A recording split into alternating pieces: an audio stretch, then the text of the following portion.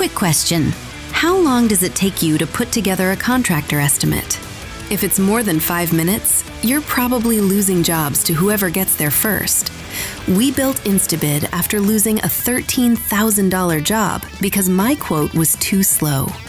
Now I generate a professional PDF estimate, real Home Depot pricing, real labor costs for your zip code in under 5 minutes. Painters, roofers, all the trades. Try it free at instabid.pro.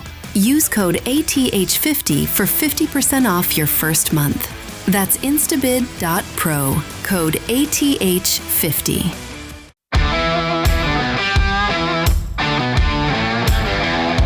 Welcome to Around the House with Eric G., your go-to source for everything home improvement.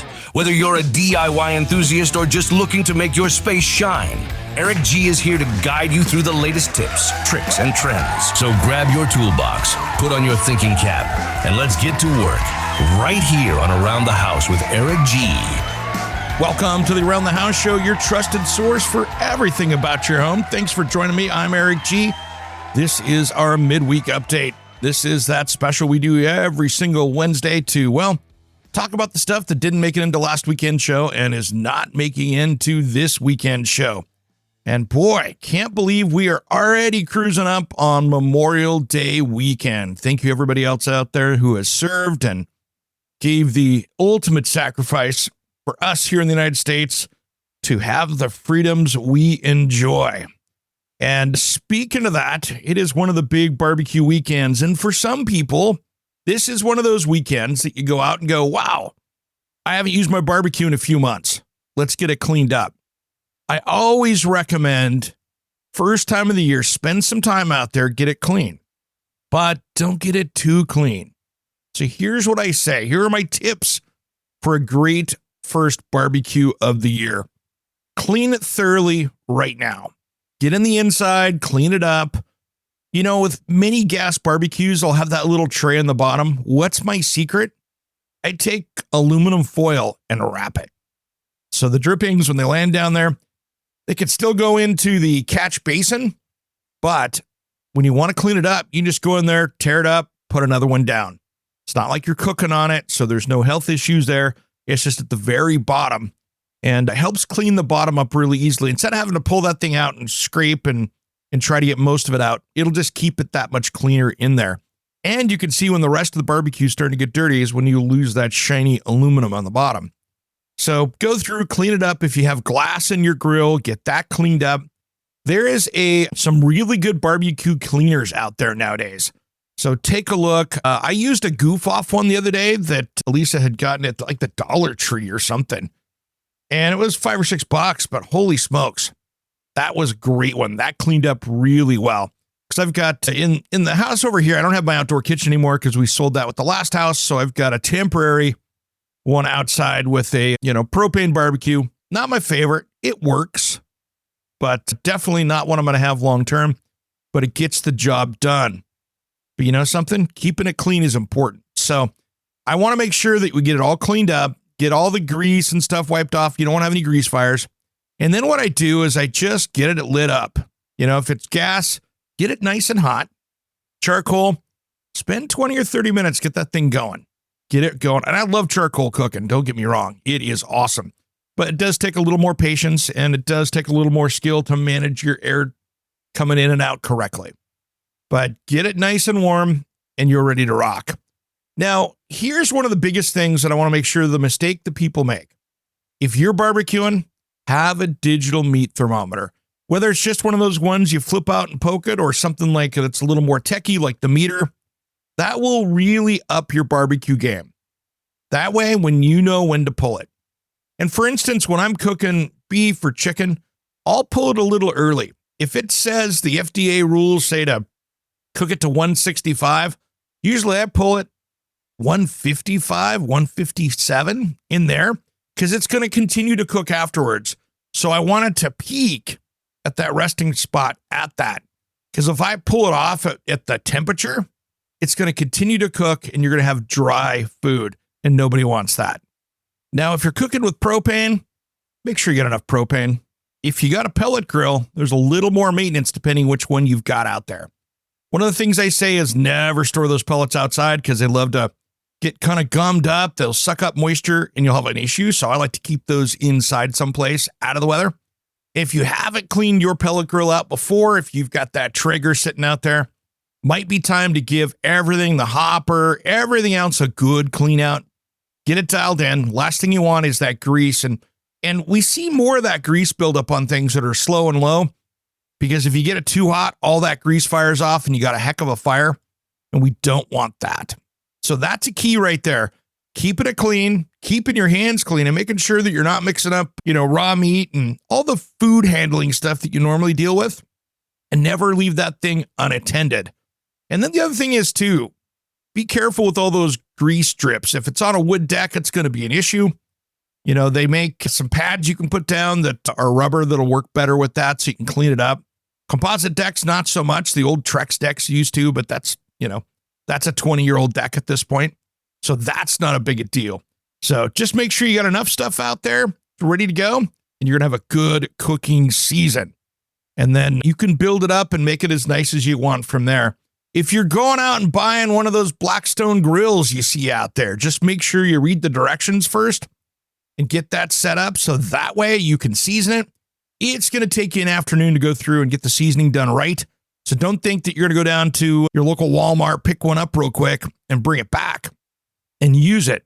You've got half a day of getting that thing ready to rock. So don't let that sneak up on you. Plenty of stuff out there to do that, as far as the information online to do that. But really, you're going to want to go through and season that thing 3 or 4 or 5 times to get that thing really dialed in and ready to cook on. That's the key right there. So like cast iron pan, the more you cook on it, the better it's going to be. Now, next up here on our recalls, only a couple this week, but a big one.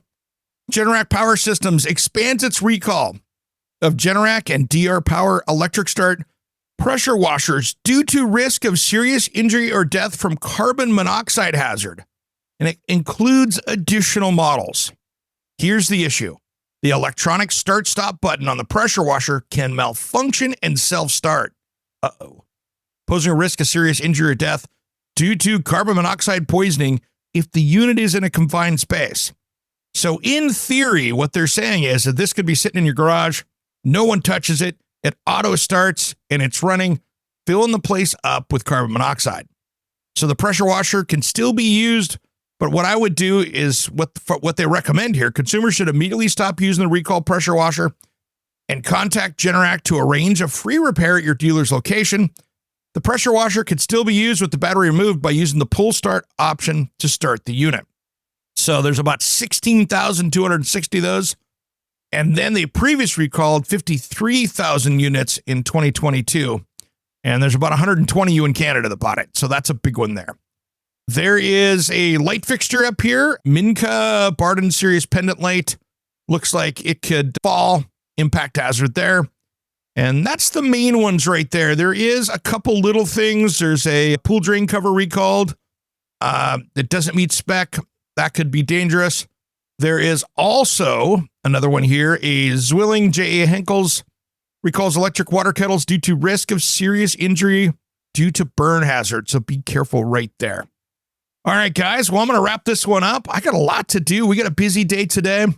A little insight. I'm going to be working on my shop. I got to get ready for camping this weekend. We went out and got a new RV this weekend and did that. So we are going out to do the inaugural, kind of burn in on that. Let's see if we remembered what we didn't. I think I'll do a video on that. It'd be kind of fun. We're going to give that thing a test and see how it goes. And we're going to have some fun with that. We're going to be outfitting that thing over the year too. So we'll do a little bit of content on RVing for all you RV guys out there as well.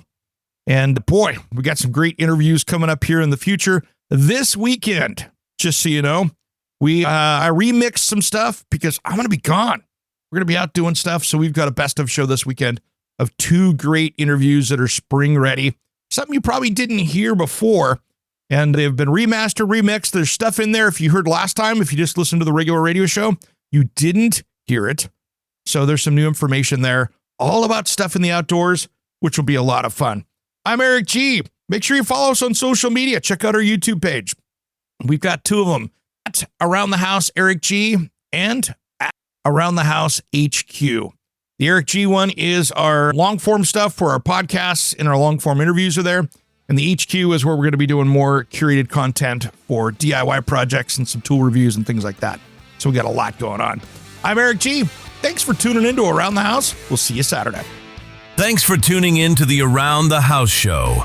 Make sure you subscribe on your favorite way to catch podcasts. Also, be sure to subscribe to our new YouTube channel, and you can find it at Around the House HQ, and ring that bell for updates. Thanks for tuning in to Around the House. Lovers, we're all over the radio. Take my hand, I know where to go. All over the radio with you. Hey everyone, this is Jim, producer of the Around the House Show podcast. If you're listening right now, you already know we bring you the best tips, tricks, and expert advice to fix, upgrade, and maintain everything in your home without the headaches or the huge bills. But if you're catching us on the radio or borrowing a friend's phone, you're missing out on new episodes dropping straight to your device every week. So do yourself a favor, hit pause for just a second, grab your phone, and subscribe to Around the House Show on your favorite podcast player. Whether it's Apple Podcasts, Spotify, YouTube Music, or wherever you listen. It's completely free, and you'll never miss an episode again. Thanks for supporting the show. Now let's get back to making your house work for you.